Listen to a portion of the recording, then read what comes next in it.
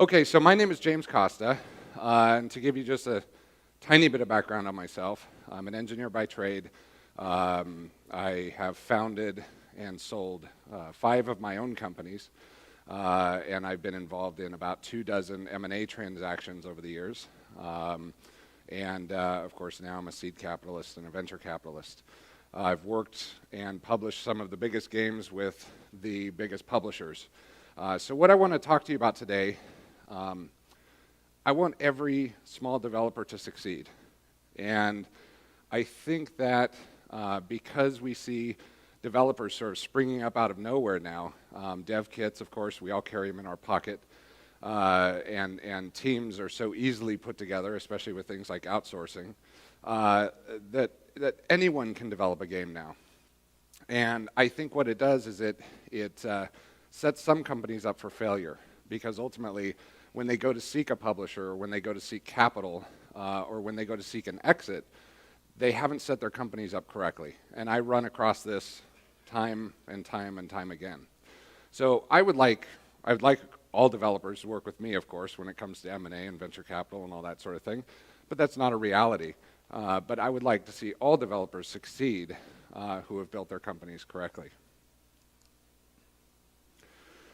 So I'm going to talk about some concepts initially, because planning your exit from your company, I know we all love the games we build, and we would all love to sit around and build those games till we're 80 years old. But you should think about your exit. You should think about what it looks like for either your franchise, your tech, or your company to go into the hands of another owner, or how you're ultimately going to make money from your audience, because the lifetime value of your company is not only the revenue that you're bringing in from your customers, it's also what the company is ultimately going to sell for, or what your publishing deal is going to look like. So I want to introduce you to some concepts. One is paid-in capital. Paid-in capital is what you bring to your company when you establish it. A lot of people make a mistake initially. They sort of dip their toe in the water. All the employees bring their own laptops. They all bring their own ideas. They throw a bunch of stuff against the wall. They launch their first game. And if their game is a success, which is fantastic, they then have trouble working with publishers or attracting money, because the company doesn't own anything that was actually produced. So it's very important that you think about these things when you establish your company. Are the founders investing in the company with either money or time? Now, when we talk about time, if you feel, or if you can justify, that you can make $250,000 a year as a developer for Google, and you've chosen to start your own company, then you need to consider whatever pay cut you're taking as paid-in capital, and you need to issue yourself stock accordingly. That's your investment in the company. Are the founders bringing equipment? And does the company ultimately own everything? And we'll talk about that in a moment. Human resources. This is an interesting one. It's a real tough thing to gauge when you should make the transition between being a very loose, flat organization, usually formed by a bunch of friends, and I don't have anything against nepotism or people forming companies with their friends, but those end up, believe it or not, becoming very problematic later when it comes to how you divide the cash that is going to come in from a publishing deal or an acquisition. So, do the founders know how to hire and delegate? Are they willing to, especially on the tech side, are they willing to sort of let go of the things that they've created and take more of a chief architect role and maybe get their hands off the keyboard? Likewise, if they insist on having their hands on the keyboard, then are they going to be willing for you to bring in a chief architect over them to help direct the overall product? Is the employee's work product legally owned? And I'll mention this 2 or 3 times, but this is a huge sticking point that you will run into in the success of your company and ultimately when you go to sell your company. Flat org charts feel great, but they can't scale. We all would love to think that we can sit in a room and that room will just get bigger and bigger and bigger as we acquire more employees. I did some work not too long ago with both Netflix and Hulu. I licensed them some technology. And I got to work with both organizations, and Hulu's incredible. They have literally a room in LA with 800 employees, and even the CTO or the CEO works at a table just like this next to everyone else. That works for them, and they've managed to pull off some amazing things. They have a $2 billion company. That's extraordinarily difficult. I think it fails more often than it hits. focus. We often found companies because we want to solve a problem. We like solving problems. Problem solvers found companies, right? And we all enjoy finding problems first off, and then solving them. The problem is sometimes we don't know when to stop, right? We keep finding and solving problems, and we forget that we're trying to build a company. So the question is, are you going to build a company that's based on your technology, or are you going to build a company that's based on IP, either patents or intellectual property being trademarks, licenses, those types of things? Or are you going to be consumer focused? Do you just want to make a buck and you don't really worry about having a tech chain or an IP chain that you're ultimately going to try and sell? Trim the fat. I love this quote. Deciding what not to do is as important as deciding what to do. Steve Jobs.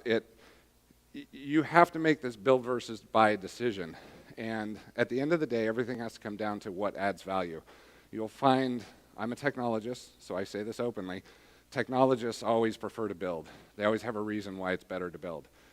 Time to market is absolutely your enemy if you're trying to establish an IP or consumer-focused company.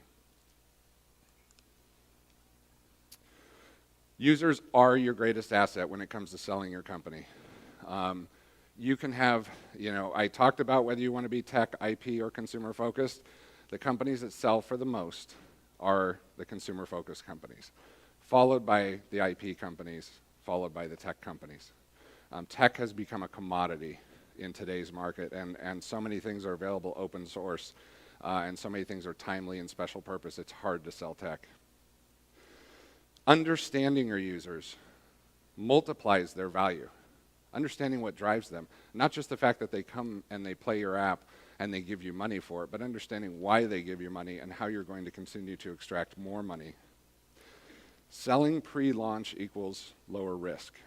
So this is one of my favorite quotes in life. It is better to remain silent and be thought a fool than to open one's mouth and remove all doubt, was said by Abraham Lincoln. And I'll just tell you a quick story. I sold a company last year. 2 years ago, pre-launch, we had a $75 million offer from Zynga. Written offer. Could have signed it. We said, no, we're going to wait until we launch. We launched. The offer went down to $35 million because the game didn't meet the metrics that we had promised. We said, no, we'll get back. We'll get back up over $100 million. It's going to happen. Last year, we sold the company for $11 million.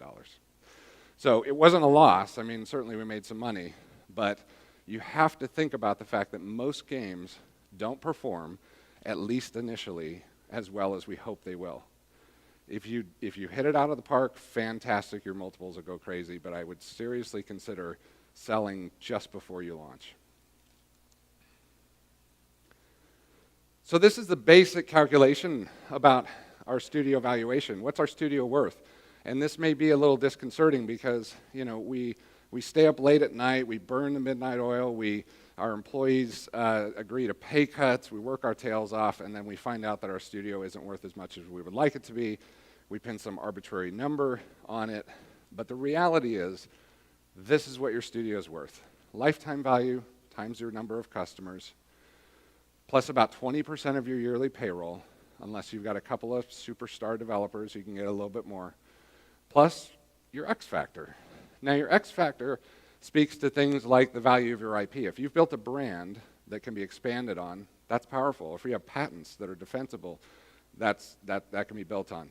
The acceleration of development. So when you're selling to a company, like one of the studios I sold last year, we got 5 times more than we were asking for. Matter of fact, we just had a company we sold to GM that was a year ago worth $13 million, and it just sold to GM, General Motors, for $1.4 billion cash because it accelerated their development efforts so quickly.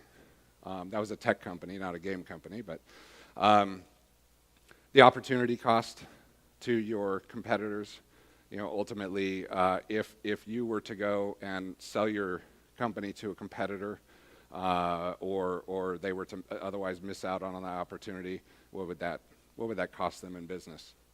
But those are the only things that increase the value of your company.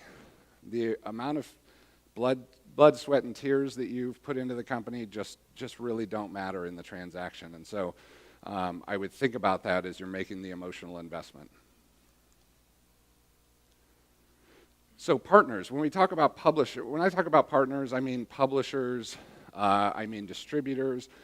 We have some companies that we've assisted in getting deals with, like Tencent and Gree and different platforms for distribution. And so, this is an interesting factor because small studios have to do it all. They have to produce the game, and then they've ultimately got to take it out to the market, and then they've got to prove this LTV.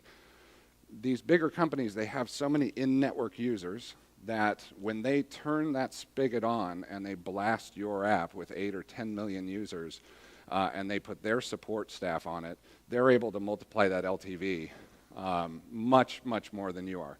So, you should really be showing companies what you're getting in terms of LTV with your efforts, and then be convincing them of what your game could do within their network. And believe me, most of them know it. Investors. So investors, they look at different things than a publishing partner, but most importantly, they're also looking at whether or not your company ultimately is going to be able to scale. So, are you focused? Is everyone on your team, what we say, hitting on all cylinders, right? Is everyone on your team pursuing the same goals with the same passion? Do they understand what the long-term goal of the company is? And we'll talk about how you establish that. The depth of your board. Everybody, including myself, I made so many mistakes as an entrepreneur, and I look back now, having been on the other side of the table. Your board has to be deep and wide, and you've got to have critics on your board. You've got to have people who are going to question your judgment, not just yes men, not the people you went to college with, not your family and friends. You need board members that drive you, and you've got to actually utilize your board. Your board works for you, right? They should have some sort of compensation, and they should be directly responsible for helping to meet the corporate development goals of the company. Every developer should have a board that helps them look at the bigger picture, stand back and look at the forest instead of the trees. Is your valuation fair? Here's the sad thing. If an investor argues valuation with you, you're done. You're done. Forget that investor. They're focused on the wrong things, okay? An investor will say no if your valuation is not fair, but they will not tell you that they don't think your valuation's fair, because they're not trying to beat you down. They're not trying to make you feel bad about your company. And whether or not you've optimized your LTV, that's a huge one, and it's ongoing, and then ultimately if your company can scale. I highly recommend using a third-party advocate. I was in the intelligence community before I was in the tech community within the United States, and we had a concept called plausible deniability, right? It's the idea that a third party can float ideas to a potential partner that you can't. They can say, well, if I can get John to agree to that, if Jane would be willing to take a pay cut, if this, if that. They can say things that don't put you in a bad position necessarily, and you can always deny them. So, you finally get an offer from a publisher or from an investor or a potential acquirer. I can only tell you these are personal recommendations. They will help you seal the deal. Don't over-negotiate it, right? Pick 10 things, 3 that you really care about and 7 you're willing to give on, and go back at them with those things, and don't tell them which ones are which. Don't negotiate by red line. Lawyers love to send red lines back and forth. It is the worst form of negotiation. It's slow. It takes a hefty review process, especially when you're dealing with a large publisher, where they need to send that review around or send that red line around to be reviewed by a dozen people and get buy-off. And often you end up nitpicking. You look for reasons not to do the deal. I find the best thing, I send off a deal, I get the red line back from them, and then I get on a plane or I get on the phone, and I talk through why they made the changes that they made. What are the business purposes behind those things? Despite the rumors, I know we've all seen Shark Tank. Investors and partners, they don't want to beat you down. Nobody wants to close a deal with you and have you not only beaten down morally, but also out of energy to go grow the business, right? They want you to come out of the deal energized. So, despite what you see on TV, no one really wants to take advantage of you, because if you're not happy with the deal, at the end of the day, you can walk or you can crash the company. So, win-win for the win. Let's talk about things. These are things that matter to your partners, to publishers, to investors. They worry about retention. What kind of retention plan do you have in place? If they give you a bunch of money, how are you going to make sure that your staff stay happy and that they stay on board, especially key folks? And you'll want to have addressed that in your employment agreements. Holdbacks. So holdbacks are a method for them to be able to say, now just imagine this. And this happens in every deal that I've done. Big publisher wants to buy small developer. They say, we really like your game. You developed a poker game in one instance, and it's really popular. We want to buy it. But we're afraid that as soon as the word gets out that we bought the game, all these patent trolls are going to come forward, and they're all going to sue us, right?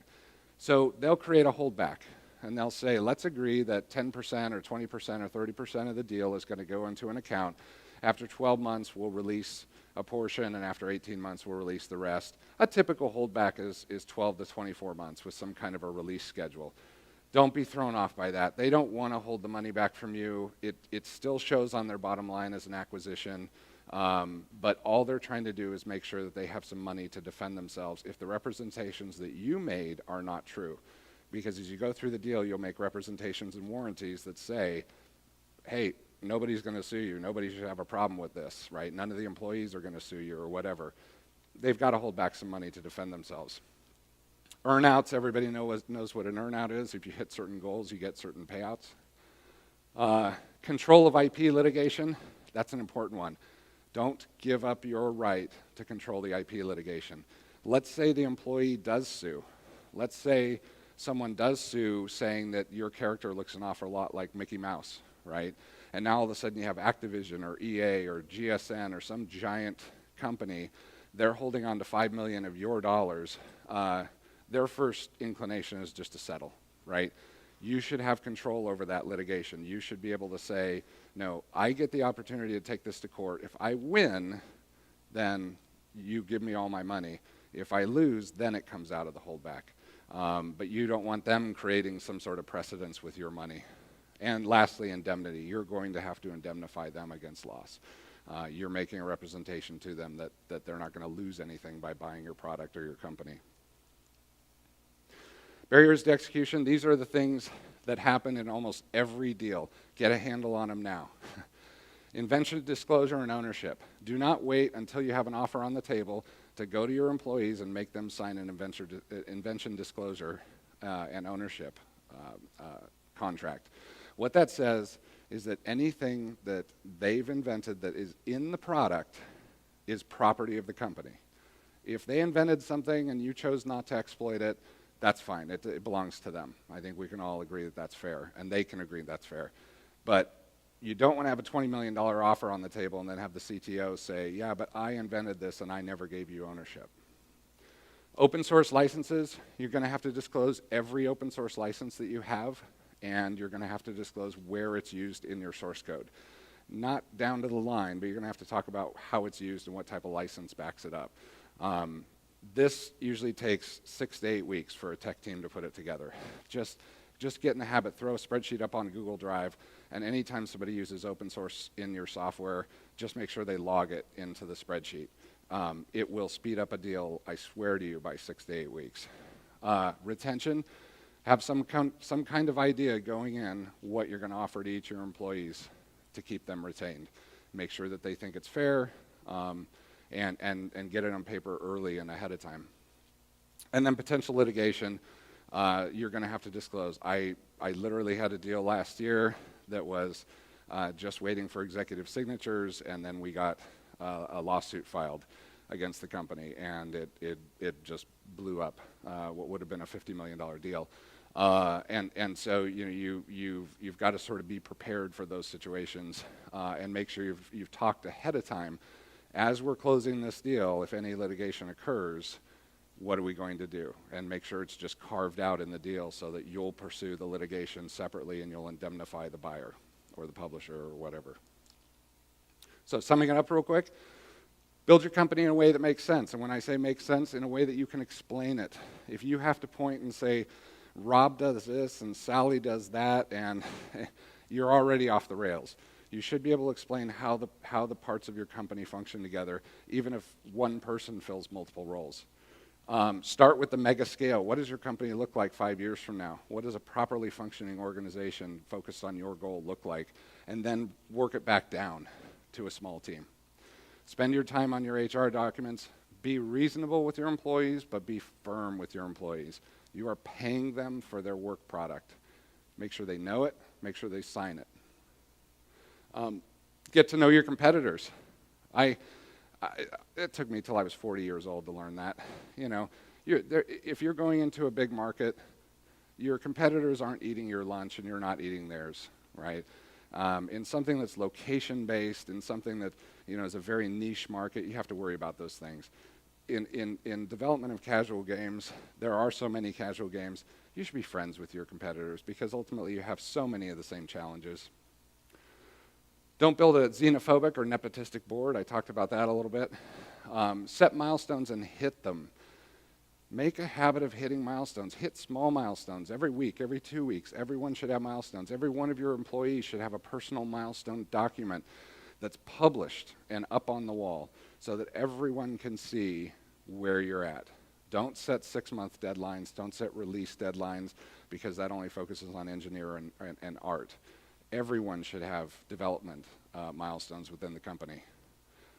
Check your ego when you're negotiating. Nobody owes you anything, and that goes back to that blood, sweat, and tears. It's hard for me as an entrepreneur because I always felt like the more I poured into my company, the more it was worth.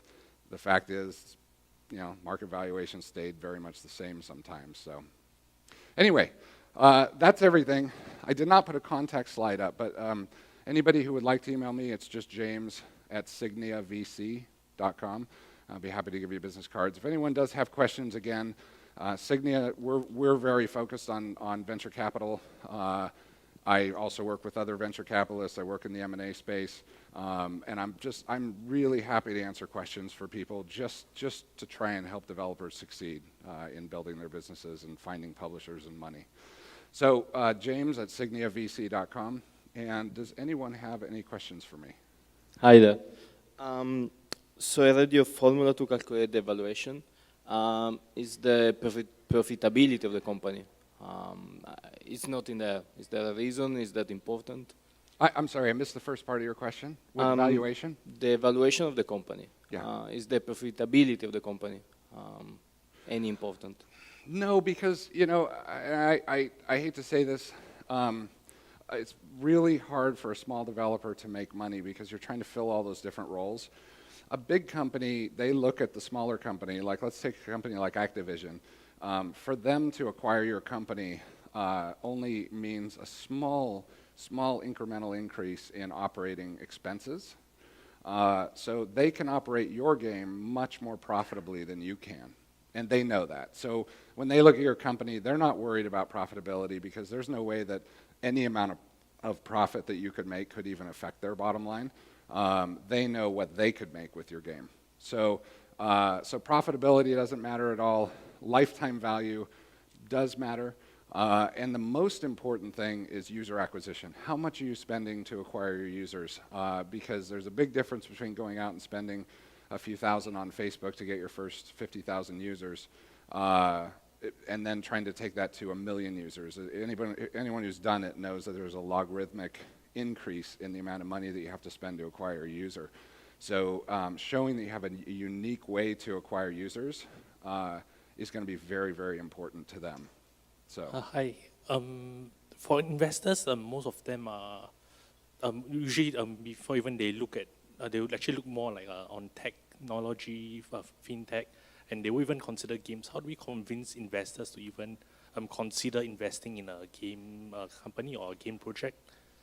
yeah, that's a good question. So Signia, one of our founders is Rick Thompson, and Rick Thompson, he founded a few big companies, Flycast and some companies that sold for a lot of money, and then he founded Playdom, which everybody knows about, $600 million, and then he followed that up with Funzio, and he sold that for like $300 million. And he's had hit after hit, and like we're one of the primary investors in Super Evil Megacorp, and so Signia is one of the few companies that invests in the game space and really understands games. There are, through my relationships, I've found that there's actually about 10 others that don't really advertise it, and I'm sure that there's more that I don't know about. So it's difficult because you don't want to take money from someone who doesn't understand the game cycle. What I will tell you is, and what I found to be true is, there are quite a few investors who do understand the space. It's just a matter of finding them. So I would be happy to kind of publish a list for anybody who would be interested of the venture capitalists and seed capitalists that I've run across. A lot of them, I think the one thing you may run into is a lot of them have geographical restrictions, and so that's tough sometimes if you're in a country that isn't real friendly to foreign investment, and so they've made the decision not to invest in that country. It's kind of related to the previous question. So there's some publishers who are also investing in game teams, for example, or new startups for gaming. For one of these smaller companies, would you advise us to talk more to the publishers or to the VCs, and what are the differences between the two in approach, for example, and what we can work on together? That's a great question. So the developer to publisher relationship is very different than the developer to VC or developer to investor relationship. And the biggest difference between the two is usually how much autonomy you have, how much freedom you have to operate your company. A publisher, typically, they look at your game because they need to fill a particular slot, and their marketing people have told them that there's an opening for match 3 game with a certain look and feel, and so they seek your company out based on that. They already know what they need to hit in terms of LTVs, and so you're just kind of filling a slot for that publisher. Now that said, I've done, like I said, I've worked back, especially back in the PlayStation and Xbox and all the subsequent consoles. I've worked with those publishers, and there's a place for those types of development, but they understand your business very, very well, and they're typically going to want to lock down your IP. And so if you develop a character or a brand that turns out to be really valuable, they're going to have majority ownership over that brand. Investors aren't going to want any of that. They just want the success of the company overall. That said, investors don't bring any value to the table besides money. They might make some introductions and that's it, whereas a publisher is going to bring all this in-network traffic and such. So you've got to weigh those two things against each other. I think it's great for every developer to start out with a publisher relationship to sort of prove that they know how to make games. Let your growing pains, go through all your growing pains while you're spending a publisher's money, I guess is what I would say. And then once you prove that you and your team can actually make great games, break off and start making your own IP, and then you can go to investors and say, look what our last IP did. And granted, Activision owns it, but now we have this new one and we have a track record behind us. Okay, if anybody does have questions afterwards, I'm happy to answer them off to the side. Feel free to email me, and if you think of something later. And again, I'm just thankful for the opportunity to present to you all. So thank you.